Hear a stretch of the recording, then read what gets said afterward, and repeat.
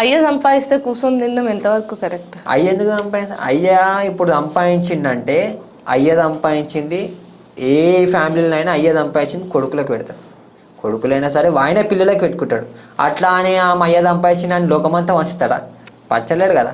ఇప్పుడు మా అయ్య సంపాదించింది మేము తింటాం. ఇప్పుడు ఇవాళ మేము సంపాదించింది మా పిల్లలకి పెట్టాలని మాకు ఆశ ఉంటుంది. ఇప్పుడు మా డాడీ చేస్తుంది కదే, ఆయన సంపాదించింది వాళ్ళు చూసుకుంటుండు, మాకు పెడుతుండు. మీరు అంటే ఫ్రీడమ్గా బతికే లైఫ్ వచ్చింది కదా, చాలా మందికి అది ఉండదు. ఇప్పుడు మీకు ఫ్రీడమ్గా బతికి మీ అయ్య డబ్బులు ఇస్తున్నాడు, కష్టపెడుతున్నారు, భయపోతుంది. ఇది కాదు కదా జీవితం. రేపు పొద్దున వచ్చే ఫ్యూచర్. అయ్యే డబ్బులు ఇస్తుండు, దాన్ని మనం చిల్లర ఖర్చు పెడితే తప్పు.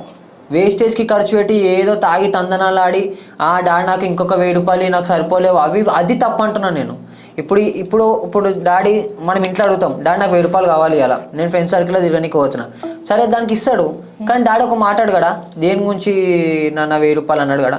అడిగినప్పుడు అవును డాడీ నేను దీని మనం వేస్టేజ్కి ఖర్చు పెడితే ఇన్కమ్ ముందు అవ్వాలి.